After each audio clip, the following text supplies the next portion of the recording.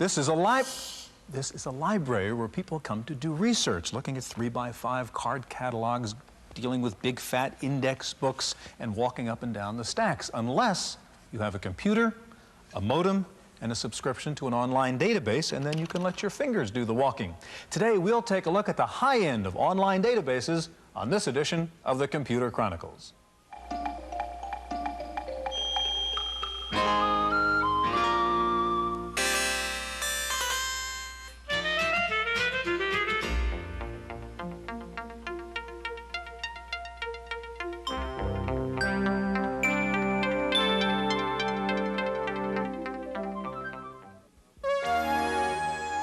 The Computer Chronicles is made possible by Leading Edge, makers of IBM-compatible computer systems, including Lotus Lookalike Spreadsheet, word processing with spelling correction, communication software, and Hayes-compatible 1200 baud modem. Leading Edge with over 1,000 service centers nationwide.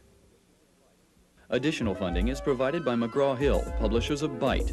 Byte's detailed technical articles on new hardware, software, and languages cover developments in computer technology worldwide.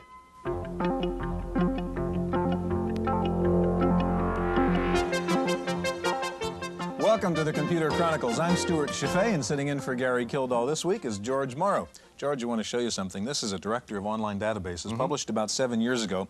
Very large print in here, very thin book. Earlier this year, the same people published a directory of online databases, very small print, very thick book, and by the time they got done publishing this, they already had to come up with an addendum because news services had come online. Should have been online. I guess you're right. Now, this seems to be growing very quickly, yet fewer than 40% of PC owners own a modem. Only about 5% actually use online services. Why? Well, you have to try it yourself, Stuart. It has the flavor of a black hole. It's tough. The modem is easy. Hayes compatible, that's all settled. But then you've got the step of mastering the COM software and then mastering the interface into the online service itself. I tried to get a quote in Apple stock one evening. Never did get it figured done. out. Never got it done. We'll see if we can get you some help today, George. We're going to look at some specialized online services, things like Bix and Dialog, Nexus and Lexus, and something called EasyNet, which lets you access lots of online services even though you're not a member. Now, one of the hot areas in online services, as George suggested, is financial information, and one of the new products is something called Lotus OneSource, which combines online information with CD-ROM storage. We have a report. When it was first introduced, the CD-ROM appeared to be a technology searching for an application. Today, the 500 megabyte compact disc is beginning to get some serious attention. Lotus, famous for its 123 spreadsheet, is testing a CD-ROM financial database system called OneSource that functions within 123. OneSource includes a CD-ROM containing 20 years of financial information on over 6,000 companies. The disk is combined with PC-based analytical software and an FM radio receiver for real-time stock quotes. Assuming I want to monitor my portfolio on an intraday basis. When I load in the portfolio, it goes out to the reader, pulls down the shares outstanding and the price from the purchase date that I've specified, and calculates how many shares I would have bought on a market valuated basis and buys those shares on that date.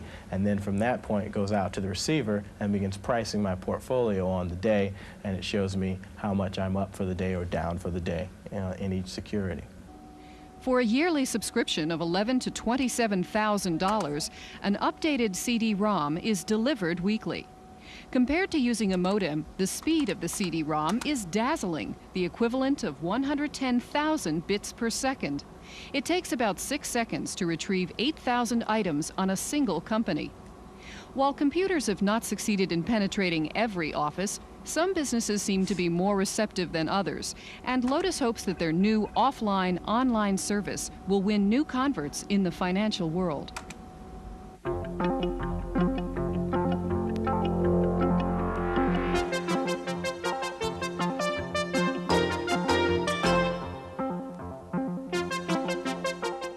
Joining us now in the studio is Connie Tomel. Connie is West Coast Branch Manager for Me Data Central, Nexus and Lexus, and so on. And next to Connie is Doug Webster, the Director of Business and Marketing for Bix, Byte Magazine's online service. George?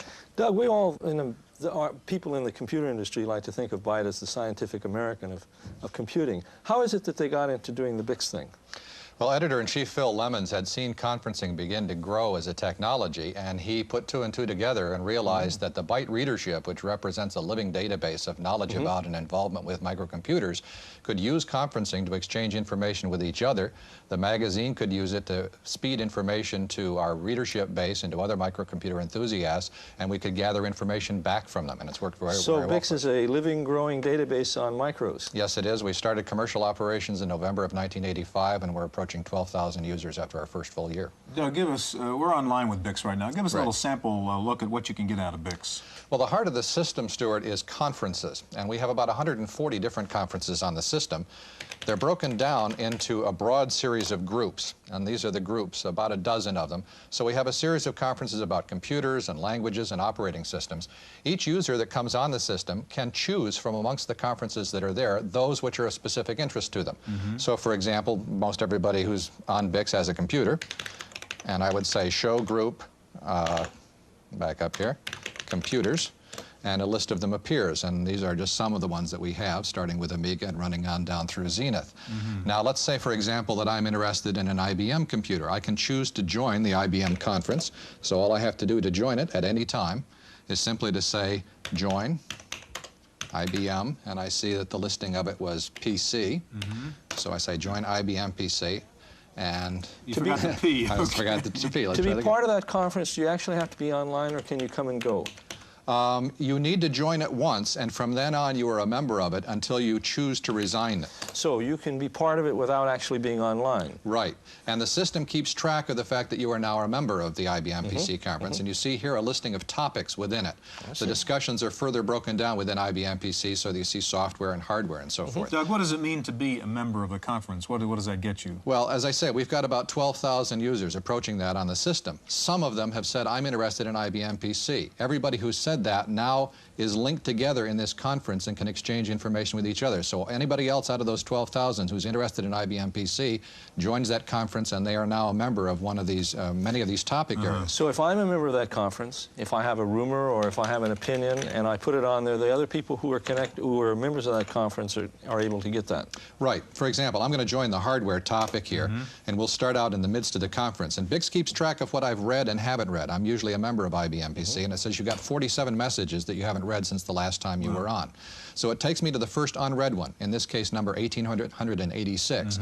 In the header is some additional information which tells you who sent the message, when it was sent, in this case December 13th, and the fact that it is a comment to message number 1876, and there are comments about this between here and the end. Now, BIX has a very powerful feature which allows you to read by message thread. And the comments, I'd like to find what people said about this message without reading all 47 messages. So I will say, I want to read by reference. And BIX starts looking down the string of remaining messages, and notice it jumped from 1886 to 96 to find the first message that referred back, so you can read things by thread. One of the other powerful features on the system is the ability to search for information. I'm going to join an area of the system called microbytes. Hardware, and this is where we put information about new products which we receive, several thousand every month, and this allows us to get much more new product information out to byte readers. Doug, suppose I join a conference. Do I have access to the information that went on in that conference prior to joining it? Most of the transactions which have gone on since we began last November are still available. And you also do users live like conferences, Doug? Not as yet. We're looking at that. There's great interest in it. We have the capability, but right now we do not have real-time conferencing as such. Connie, I want to ask you to sign on to Nexus so we can take a look at that in just a second. While we're waiting for Connie, Doug, let me ask you about BIX. Are there any plans to expand BIX beyond being just a conference-based system? Well, we already have a number of other services. A number of companies are providing online technical support for their products, including Borland and Microsoft. And we also have a lot of software that users can download, electronic mail, and we're looking at things like research and online advertising as well. Okay, Connie, now you've got a Macintosh up here and you're online with Nexus. Tell us about Nexus and about the example of a search you're going to show us. Nexus is Me Data Central's general news and business information service. It contains 145 files, which are organized into files that can be searched all at one time by the type of information, business, finance, that sort of thing, or by the types of information. What I've asked for it to do today is to look into the business file, which contains things like Forbes and Fortune and Business Week, as well as into the New York Times and the LA Times, both of which are updated every 24 hours. What are you looking for? What's the problem we're Okay, working the on? problem we're going to be looking for is stories relating to the recent merger between Delta and Western Airlines and whether that's going to have any implications to employees regarding being laid off. The search that I've put on the keyboard is essentially directing the system to look in those files and then looking for occurrences of Delta within 15 or fewer words of Western, within a few words of all forms of the word merge or takeover, and the plural will be added automatically. Connie, what kind of people would be doing this sort of thing? Primarily people in a research capacity. This would be people doing background for the news media, or people honestly interested perhaps from the union angle, concerned about the fate of the employees involved. Or it could be lawyers or management to an increasing extent, yes. Okay. You were describing the parameters of the search there. Yes, let me begin to run the search and continue to explain that to you. We have put in place, there are several numerical connectors, and those are under the complete control of the researcher, so that I could ask that those words appear very close together in some cases if I'm looking for some sort of a proper name, or that they can appear as much as 255 words apart, which allows a lot of flexibility in composing the search. Now the system has come back and it's told me that it's found 3 stories through this level of research, and I have several options of ways to look at those stories. Using the Macintosh, I'll pull down the display formats and select Quick, which stands for Keywords in Context. What that will do is display for me an excerpt of the full text of the first document. The documents come back in reverse chronological order. We see that the first one is from the New York Times from September of 1986. The section, the length, the headline, and the byline. And then we move directly into the body. And those keywords I see are highlighted. Yes, the keywords are highlighted, and we get a sense from that there are very few concerns for the employees of either of the companies. Right. And what would you do? You could move on to the next document? Yes, now we can click ourselves into the next document, which is a slightly older document, this one from the LA Times. And again, we move directly into the body of the 1,100 words. And there are the keywords, and a quote from a spokesperson from the company indicating that Delta has not laid anyone off since the early 1950s. Connie, when you talk about the 145 files, what is that in terms of databases? What can we look at potentially? This was New York Times, LA Times, and some business magazines. Right. We also have materials involving government documents and technical information such as material safety data sheets, which companies are using to advise employees on how to handle toxic materials and things of that nature. And these are full texts? Yes. All of the materials are full text, and they are the complete text of each of the issues, so it's not selected. Now, this language that you used in order to give you access to this information, how hard is it to learn? It's really quite easy to learn. The basic training class runs between an hour and a half and 2 hours. Okay, one of the problems, of course, is sometimes you're looking for information and you don't know how to look or where to look for it. Well, there's something in Berkeley called Information on Demand, and Wendy Woods has a report on that. The fact that much of the world's knowledge is now available on online databases is nothing short of a miracle. But it's also something of a miracle for you to successfully navigate through it all to find out what you're looking for. Database searching is complex, often confusing, and almost always expensive. Enter Information on Demand in Berkeley, California, one of a new breed of business called the information broker. Almost any fact you need, from the price of gold to the use of pesticides in Nigeria, is somewhere in an online database, and these people have the skills to find it. If you're not very competent, it's really best to come to an expert. We can get you exactly what you're after very quickly, get into the system and out of it with your information. We're really a one-stop shopping mart for information. Copy of every publicly available document and research on subjects as varied as you can possibly imagine. Like a story quoting the Chronicles host, Stewart Cheifet. A keyword search on one of the major databases produced several articles on the Computer Chronicles within several minutes.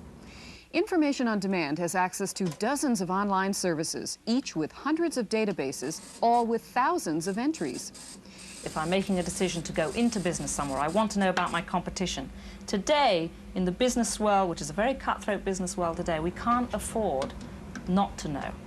And this is where the information broker comes in.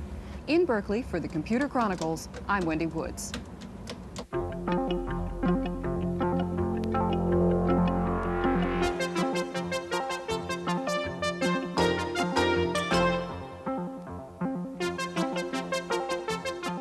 With us now in the studio is Roger Summit, the president of Dialogue Information Services, and next to Roger, Dick Cullen, the president of Telebase Systems. George? Roger, Give our viewers a little bit of a background. Suppose that somebody were going to take Ladies' Home Journal from the late 30s and make that part of your database. What would have to happen for that to take place? Well, we would have to first feel that there was an audience. Assuming there was an audience. And if we want to assume that, maybe electronics from that period. Right. We would license that database from the producer, and in the license agreement, we would pay royalties back to the producer based on the use of the database. But how would it become digital from something on paper? How do you get it in there? Well, we would receive it on magnetic tape from the producer. We would then re-index the whole thing according to word and word position so that it would work under the dialogue system and add it to our collection of databases. Something like this, how long does it take once you make a decision? Well, once we sign a contract, we can get a database up as early as 2 to 3 weeks. Sometimes it takes 6 months. It depends a lot on the state of the database. Roger, give us some idea of what kinds of databases are on Dialog, and then perhaps we can look at one. Yes. Well, Dialog is the world's largest online database covering virtually every subject imaginable, so it's a little difficult to describe in a categorical sense. But we have all of the above. All of the above. We have databases in science and technology, in medicine, in education, in business, covering company and product data, financial data, geographical and market data, as well as census data and several other things like that. The AT&T of information? Perhaps the AT&T of information, yes. Okay, Roger, show us how you would search through Dialog and set up the problem for us. What are we looking for? Yeah, the situation I thought might be interesting. I was having a discussion, argument with an attorney on the utility of the strict product liability laws that have run up insurance rates so much, as we understand. He was arguing the merits of the case. I was arguing that it's really done some damage to industry and products. He won, but I went to the database and pulled out some things that I thought demonstrated my... Using a database to settle an argument. Exactly. Okay, go ahead. And I thought we'd do that here. So what I've done is to go into the insurance abstracts database, and I've put in the instruction for product liability and strict. And I've gotten 38 items then from putting in that command, and we can take a look at some of those items. So this first item that comes up talks about recent court decisions of interest in product liability. I'll put up the second one here. It says punishment for profit, an examination of the punitive damage award in strict liability. And the abstract here says it discusses excessive and punitive damages and their applicability to strict liability. Okay, Roger, where are these articles coming from now? What's the source? Well, this particular one comes from The Forum, which is a trade journal within the insurance industry. So you've got lots of industry journals, trade journals, all that kind of stuff. We cover over 10,000 journals and magazines. Now, these people, The Forum here, when you access or I access that information, do they get paid a royalty? Yes. Each of the database... There's an income stream that comes from this information stuff. Based on its usage. Now, this was insurance abstracts, and I thought it might be interesting to see how engineers think about product liability. I can do that by just changing databases. And I'm saying here begin 8, which is the Compendex database. And then I can key right on ahead, and I'll key in select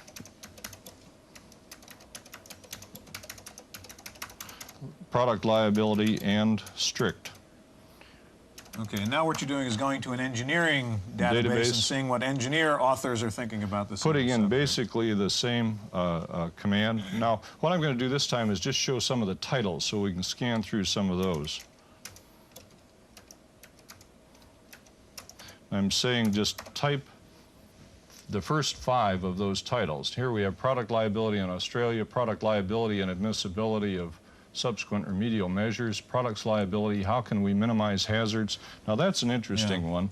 Let's take a look at the full record on that. We're not going to have time, I don't think, to do that, Roger, but I guess the point is you can look at a problem from a lot of different angles in something like Dialog. And you people have the ability to do that. Which is very important if you're a reporter, a student, or whatever. Roger, what about the role of CD-ROMs here? Before I ask that, I want to ask you, Dick, to get ready to get EasyNet on here. And while we're waiting for that, what about CD-ROMs, a massive database like you have? Doesn't that play a role in that? You can take small, specialized databases and put them on CD-ROM. We've just done that with the ERIC database and announced a CD-ROM product. But what we've done is to integrate the CD-ROM and the online so that you can search offline on CD-ROM, press a button, get online, get the current material or search-related information with ease. We think that's the way it's going to go. Dick, now we talked about EasyNet, but in fact, you're really a gateway called a lot of different things. Why don't you describe the system first? It's a gateway that's mostly known as EasyNet, but also known as iQuest on the CompuServe service and InfoMaster on the Western Union service. EasyNet is more than a gateway. It's a smart gateway. You would think of a gateway as a simple switch where you come into the service and you get switched over to different databases. We not only do that, but we also have a large part of the system, which I'll show you, that helps you find the database that you're looking for.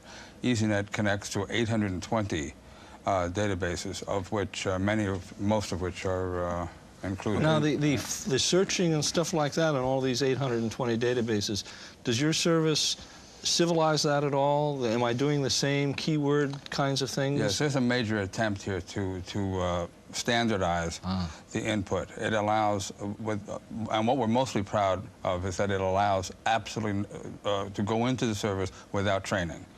It's whim. Dick, why don't you show us? We're online Sure. now with iQuest, and show us how it works. If iQuest 1 says we pick the database, in other words, if you don't know of the 820 where to go or what to do, and then iQuest 2 is you know exactly, you've been on before, you know exactly where you want to go to. And if we pick the database, it'll go through an interview, which will, it starts off subject, help person, you figure out which database to go for. Right, and then if you pick a subject, it sort of breaks the world down into categories. Now, we do assume that you can take your question or the problem that you've got and fit it in here somewhere. Sometimes it isn't necessary because you can come back and do another branch. Yeah. So now I can look at law, trademarks, and patents if I want to. Sure. This does address your concern a bit, George, doesn't it? I mean, Yes, this it is does. not some strange command. That's right. 820 databases where I don't have to learn a different command for each one of them. And although the results may not be as totally thorough as you would like, you certainly can get on a whim at home, which is what we're showing right now on CompuServe. You can get on, you can do a search, you can come back with respectable results, and it works without any training. And the goal of EasyNet is to make online service as easy and available to the world as possible. The trade-off is a little less depth, but a lot easier to use. That's right. Now, Dick, and what we've discovered over the years, I say this with all deference, that people forget training. Yeah. And it's really a problem that, you know, we've had people tell us that they've gone to sessions, they've studied, and they don't remember because the search frequency turns out to be about 4 to 6 times a year. It seems like the average person. But there are areas in which you do begin to get in depth, and you want to have access to all the tools. Is there a way to turn off? Can I go in and become a power user in your system? When you go to the second option, it offers many more tools. For example, all the field searching that's available becomes available. Okay, so you can turn it on and off. That's right. Good. And you can get full-text articles out of this. Oh, it's not just an indexing system. Yes, indeed. And what's the size of it? It's more than that. Actually, when there is no full text on the system, with the press of one button, you can automatically order it through information on demand. Okay, we're out of time, gentlemen. Thank you very much. We'll be back in just a minute with this week's Computer News.